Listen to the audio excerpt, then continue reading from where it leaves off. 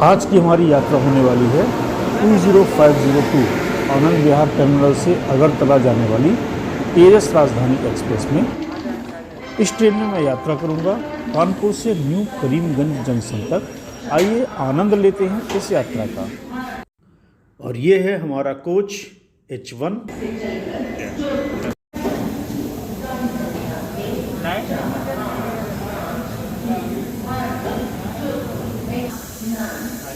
CCTV camera भी है इसमें, ये एक कैमरा ये।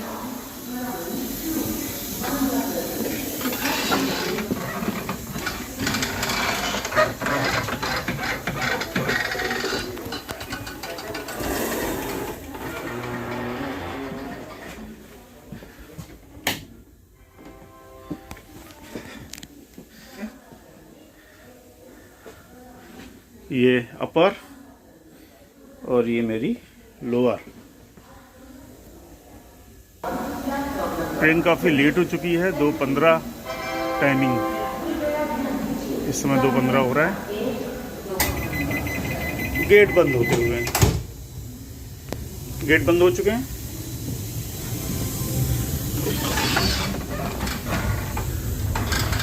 ट्रेन लेट है, डिस्प्ले दिखा रहा है वेलकम टू अगरतला एक्सप्रेस। बिस्तर मैंने बिछा लिए हैं। इसमें लिनन नहीं मिल रहा है कोविड की वजह से। सीढ़ियां हैं अपर बर्थ पे जाने के लिए। Socket, charging point, reading light. यहाँ पर आप देख रहे हैं सॉकेट की बटन हो गई, एक फ्लोरोसेंट लैंप यानी ट्यूबलाइट की स्विच है, और बीच वाला स्विच बेल का है, जिसको आप प्रेस करेंगे तो आपके पास असिस्टेंस के लिए कोई आएगा। तो एक ये फैसिलिटी इसमें एडिशनल है फर्स्ट क्लास में। इस कोच में एक टेक्निकल फॉल्ट जो मैंने पकड़ी है, सॉकेट 2 इधर दिए हुए हैं, 2 इस तरफ दिए गए हैं। इस तरह से 4 पैसेंजर के लिए 4 सॉकेट है। लेकिन जो लोअर बर्थ है उसके लिए सॉकेट अगर नीचे दिए जाते चार्जिंग सॉकेट तो ज़्यादा अच्छा होता, क्योंकि आजकल के जो चार्जर्स हैं उनकी कॉर्ड बहुत लंबी नहीं होती है। और आप देख रहे हैं कि ये मेरा चार्जर और कॉर्ड इसकी यहाँ पर ख़त्म हो गई। तो ये एक प्रैक्टिकल प्रॉब्लम है जो कि देखने में आती है। पब्लिक एड्रेस सिस्टम दिया हुआ है, साथ में इसका वॉल्यूम कंट्रोल भी दिया हुआ है, लेकिन मुझे लगता नहीं कि ये काम करता है, क्योंकि बिल्कुल ऐसे घुमा रहा हूँ तो ये फ्री है। बर्थ साइज़ बहुत बड़ा है, लगभग 2.5 फुट के आसपास है, जिस पर आप आराम से सो सकते हो और आराम से करवट भी चेंज कर सकते हैं। ये जो टेबल दिख रही है ये बेसिकली खाना खाने के लिए नहीं है, खाना खाने की टेबल अलग हैं। चलिए मैं आपको दिखाता हूँ।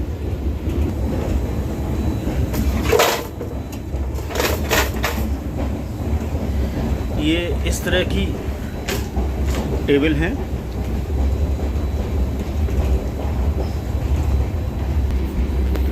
खाना खाने के लिए इस तरह की फोल्डिंग टेबल्स हैं सभी के लिए, यानी कि 4 टेबल्स इस तरह की होती हैं जिन पर आप बैठ के आराम से खाना खा सकते हैं। टॉयलेट है, सोप काफ़ी आराम है, सोप डिस्पेंसर है, शावर है और बेसिन है, मिरर है, शोर काफ़ी आ रहा है। और ये है बाथरूम, मशीन, हैंड ड्रायर,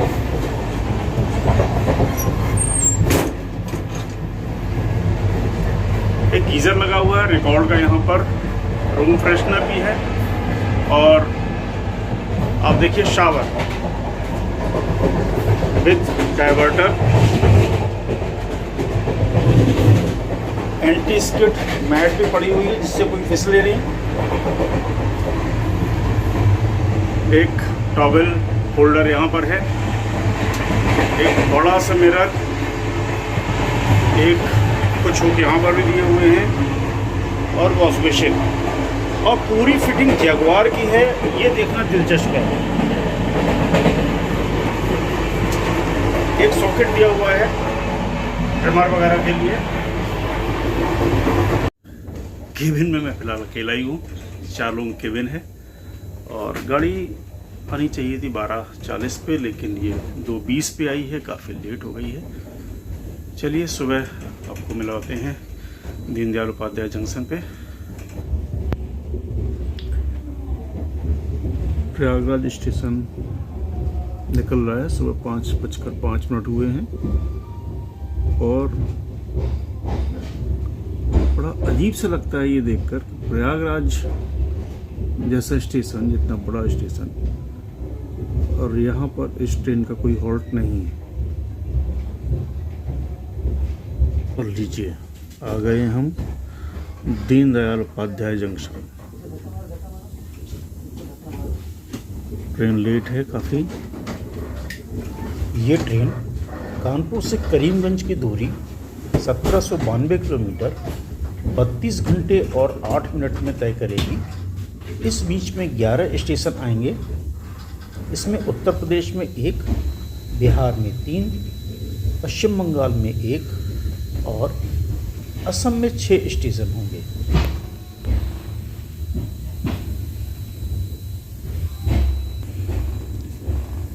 सुबह पानी की बोतल आ चुकी है और एक चाय केटली में है, कप और उसके साथ एक मारी।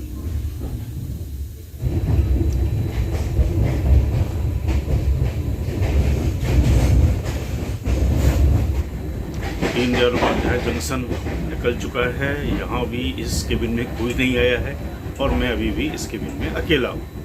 चलिए अकेले ही इस सफ़र का आनंद लेते हैं और आपको लगातार अपडेट कराते रहते हैं आनंद विहार टर्मिनल टू अगरतला तेजस राजधानी एक्सप्रेस के बारे में।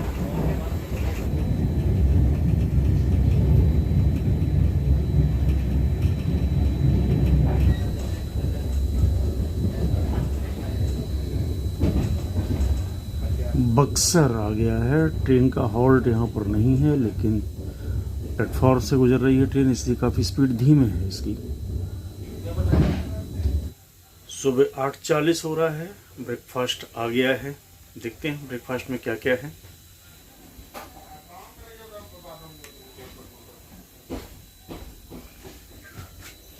ब्राउन ब्रेड है, बटर है, कटलेट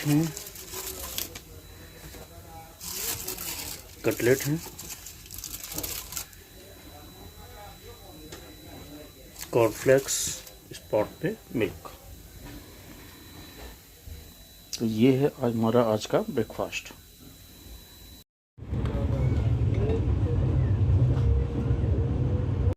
शुरुआत कटलेट से की है, इसके बाद ब्राउन ब्रेड और बटर,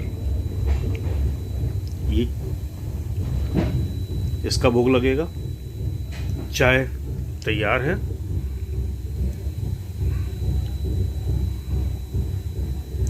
और फिर अगर गुंजाइश लगी तो कॉर्नफ्लेक्स भी लिए जा सकते हैं, नॉट बैड, मुझे पसंद नहीं है। 9:38 और ट्रेन आ गई है आरा जंक्शन। आरा में यहाँ पर स्टॉपेज नहीं है अगरतला राजधानी का। दीनदयाल उपाध्याय जंक्शन के बाद सीधे ट्रेन रुकेगी पाटलिपुत्र, पटना नाम से भी जिसको हम जानते हैं। भीड़ काफ़ी है।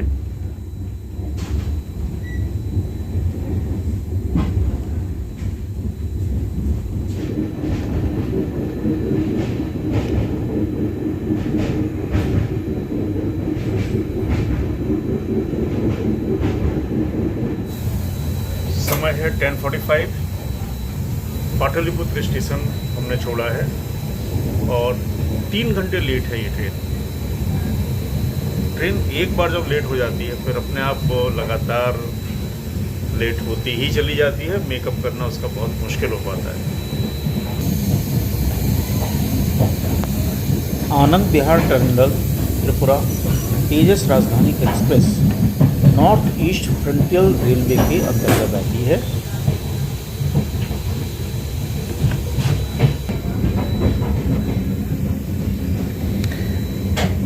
एक चीज़ आप देख पा रहे हैं, नीचे नाला, ऊपर फ्लाईओवर। इस तरह से फ्लाईओवर के लिए कोई भी जगह का वेस्टेज नहीं हुआ है,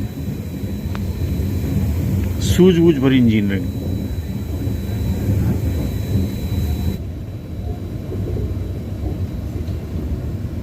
बरौनी जंक्शन ट्रेन आ चुकी है।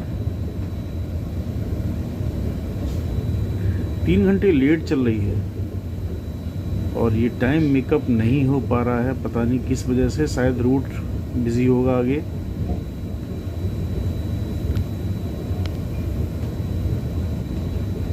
पाटलिपुत्र के बाद ऑफिशियल स्टॉपेज है इसका बरौनी। बिहार में इसके बाद एक कटिहार इसका स्टॉपेज और है, और इसके बाद ट्रेन जाएगी पश्चिम बंगाल में न्यू जलपाईगुड़ी।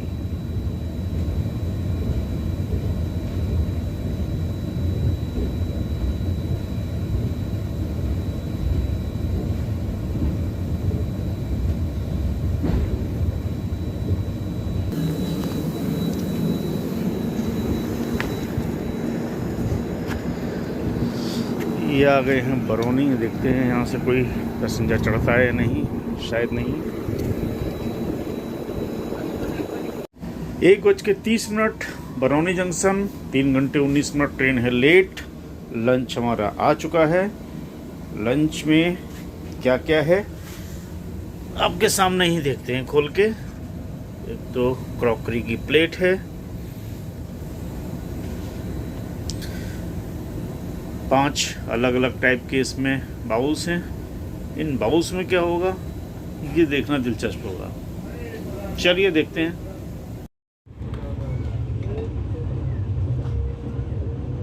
लंच में आमतौर पर 3 बजे करता हूँ, लेकिन रेलवे के अपने नियम है और उन्हीं के आधार पर हमको चलना पड़ेगा। खाना भी ठंडा हो जाएगा, इससे अच्छा कि हम इसको खाते हैं।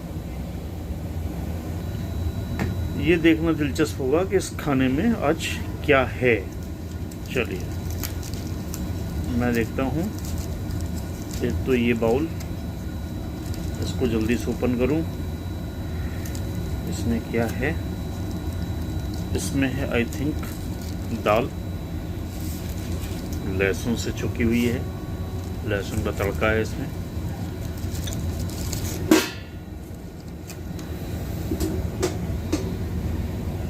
और इतना सब खाना किसके लिए है? अकेले मेरे लिए। फैंटास्टिक। शायद नहीं खा पाऊंगा, मेरे लिए बहुत ज़्यादा है। इसमें वाइप दी गई है, वेट वाइप है, कोलोन, और एक नीलॉन्स का मैंगो पिकल है, और इसमें कर्ड। मुझे खाना नहीं होता है। इस खाने के लिए कम से कम 2 लोग चाहिए, लेकिन यहाँ तो सिर्फ मैं ही हूँ। देखिए कोशिश करता हूँ। ये कटिहार डिस्ट्रिक्ट, जहाँ पर महानंदा, कोसी, गंगा जैसी नदियाँ बहती हैं, एक खादर का एरिया है। खादर मीन्स लो लैंड। पानी अक्सर बाढ़ के बाद नीचे भरा रह जाता है। इसीलिए आप देख रहे होंगे कि रेलवे रूट के किनारे किनारे कई सारे वाटर बॉडीज़ हैं, पानी इकट्ठा है, और जो सड़कें बनी हैं वो काफ़ी ऊंची बनी हुई हैं, और उनके बीच में पुल या पुलिया छोटी छोटी दी हुई हैं, जिससे कि पानी इसके उधर उधर जा सके। और ये कृषि कार्य में काफ़ी उपयोगी होता है। कटिहार की मुख्य अर्थव्यवस्था ही कृषि है, एग्रीकल्चर है। ये मिथिला साम्राज्य का एक भाग हुआ करता था, इसको वैदेही भी कहते हैं, और जहाँ के राजा जनक कहलाते हैं। साइड में पानी भरा हुआ है। इन पानी से खेतों की सिंचाई भी होती है, इनमें मत्स्य पालन भी होता है। तो मिक्स्ड एग्रीकल्चर या मिक्स्ड फार्मिंग जिसको कहते हैं, वो यहाँ पर आराम से हो जाता है। और कटिहार जैसे ज़िले की अर्थव्यवस्था के लिए ये बहुत आवश्यक भी है। मैं कानपुर से रात में 2:15 पर बोर्ड हुआ था इस ट्रेन में, और इसके बाद दीनदयाल उपाध्याय जंक्शन, पाटलिपुत्र और बरौनी, 3 हॉल्ट बीच में हो चुके इस ट्रेन के। इस केबिन में कोई भी अभी तक नहीं आया है और मैं पूरी केबिन में अभी भी अकेला हूँ। एग्रीकल्चर के मामले में यूपी और बिहार कोई भी अंतर नहीं है। वैसे तो कल्चर के मामले में भी कोई अंतर नहीं है यूपी और बिहार में, लेकिन आप देखें कि एग्रीकल्चर जहाँ तक पॉसिबल है खेती है। घर के आसपास रेलवे लाइन के किनारे थोड़ी सी भी जगह है तो वहाँ पर कुछ ना कुछ फसलें हैं, कृषि है, केले हैं। तो इस तरह से भूमि का बहुत अच्छा प्रयोग किया जाता है एग्रीकल्चर के लिए। अच्छा यूटिलाइजेशन है, काफ़ी फर्टाइल लैंड है यूपी बिहार, गंगा यमुना का दुआब है ये, तो यहाँ पर एलुवियल सॉइल या दोमट मिट्टी अच्छी पाई जाती है और ये one of the most fertile soil है विश्व की।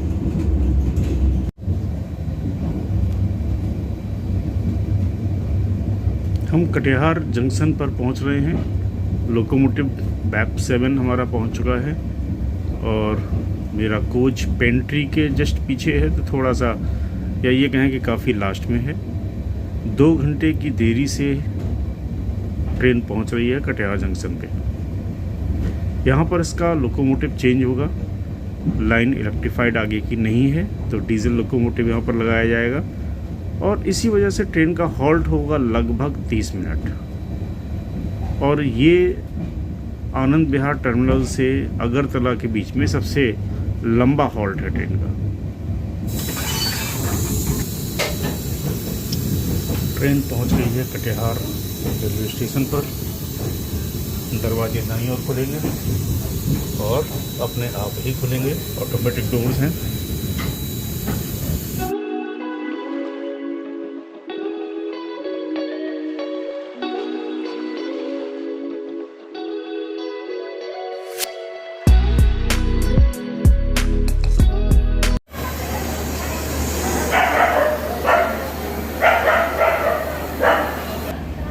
न्यू जलपाईगुड़ी लगभग 3 घंटे देरी से पहुंची है ट्रेन। खुजाई 7 बजे आया था, ट्रेन 3 घंटे देरी से चल रही है और खुजाई को क्रॉस हुए काफ़ी देर हो चुकी है, लेकिन ट्रेन अभी 20 किलोमीटर आगे ही पहुंच पाई है। पहाड़ी रास्ता थोड़ा सा शुरू हो रहा है। आप ये मत सोचिए कि यहाँ राजधानी की तरह चलेगी, बहुत आराम से बहुत धीमी चलती है। उन स्टेशंस पर भी हॉल्ट करती है जहाँ पर इसका हॉल्ट नहीं होता है। तो देखिए, करीमगंज मुझे जाना है और एक्सपेक्टेड टाइम था सुबह 8:50, लेकिन मुझे नहीं लगता 12 बजे से पहले ये पहुँच पाएगी। जैसे जैसे स्टेट चेंज होता है, ज्योग्राफी भी चेंज होती है, वेजिटेशन चेंज होता है। उत्तर प्रदेश में, बिहार में लंबे चौड़े खेत थे जहाँ पर सरसों लगी हुई थी और गेहूँ लगा हुआ था। लेकिन हम जब असम में आए हैं तो हम क्या देख रहे हैं, यहाँ पर केला है, यहाँ पर सुपारी है, नारियल है बड़े पैमाने पर।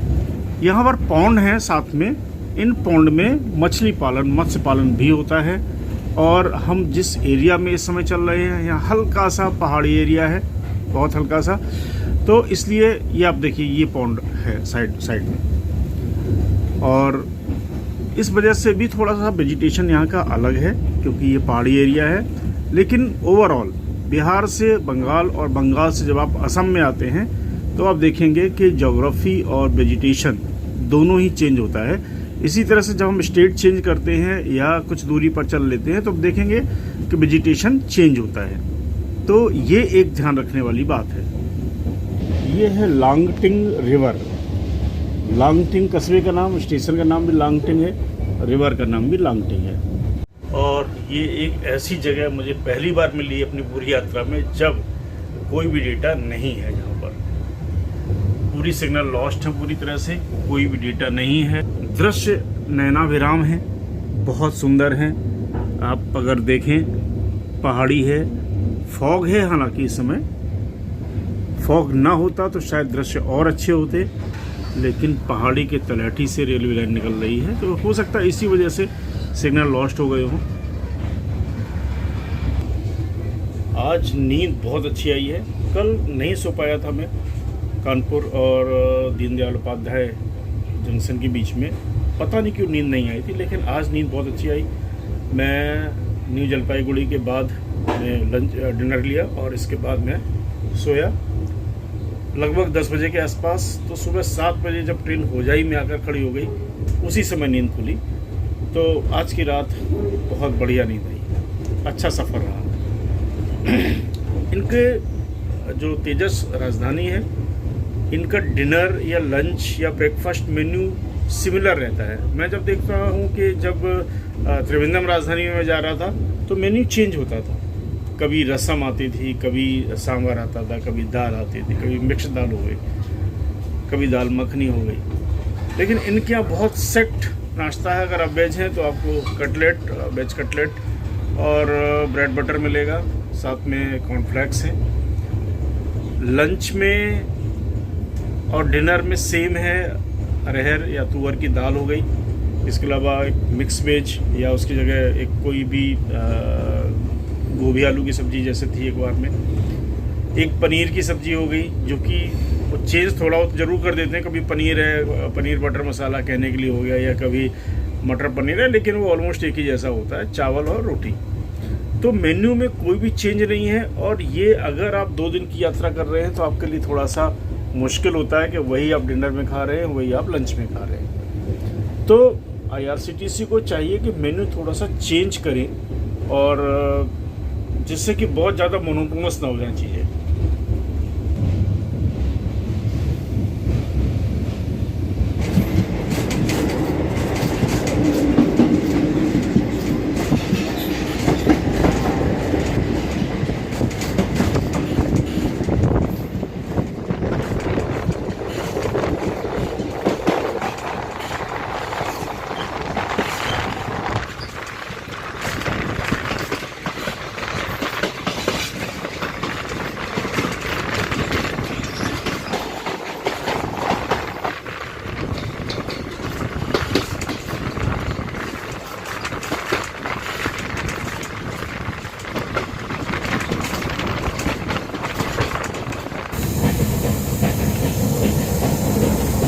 का मौसम है, आज 4 फरवरी है।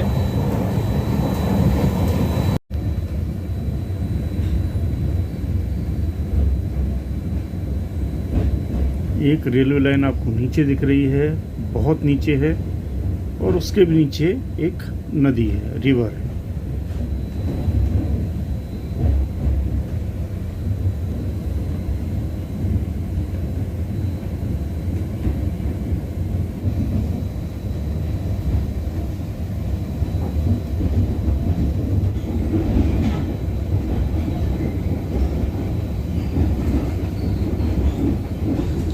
सुपारी और केला, ये 2 यहाँ के मुख्य वेजिटेशन हैं। इनके फॉर्म्स आपको जगह जगह मिल जाएंगे।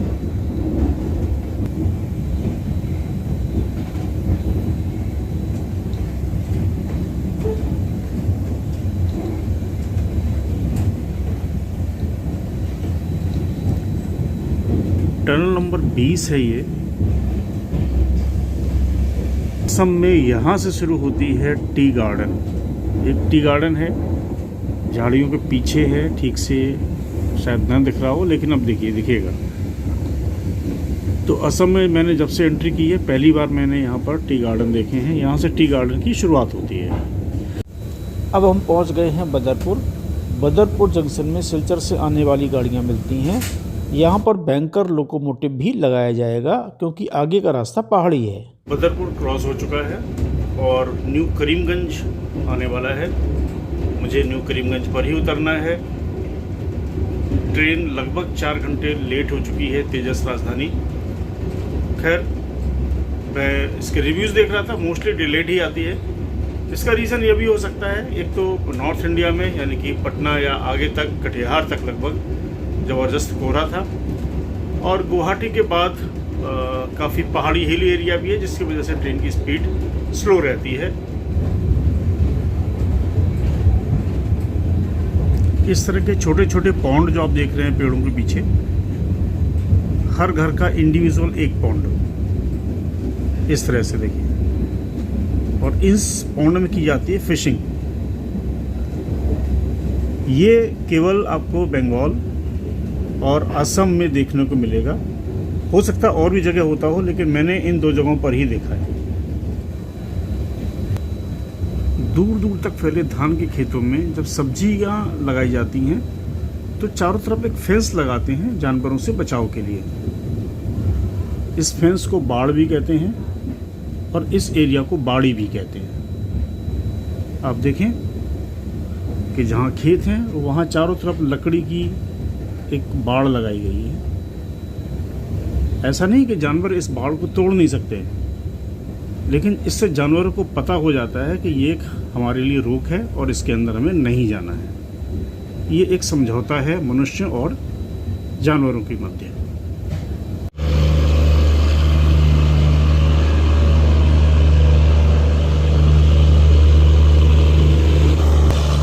समय है 1:45, 4 घंटे लेट। मैं खड़ा हूँ करीमगंज स्टेशन पे और बहुत छोटा स्टेशन है, पता ही नहीं लगता कब आ गया। अगर गेट नहीं खुलते तो शायद मुझे पता भी नहीं लगता, और मैं पहुंचता अगले स्टेशन धर्मनगर त्रिपुरा में। खैर, समय से उतर गया हूं और अब आगे चलता हूं। गंज स्टेशन है, कोविड टेस्ट हो रहा है, लेकिन जो डुअल वैक्सीनेटेड हैं उनके लिए ऑप्शनल है, वो टेस्ट चाहे तो कराएं या ना कराएं। मैंने टेस्ट नहीं कराया क्योंकि मैं डुअल वैक्सीनेटेड।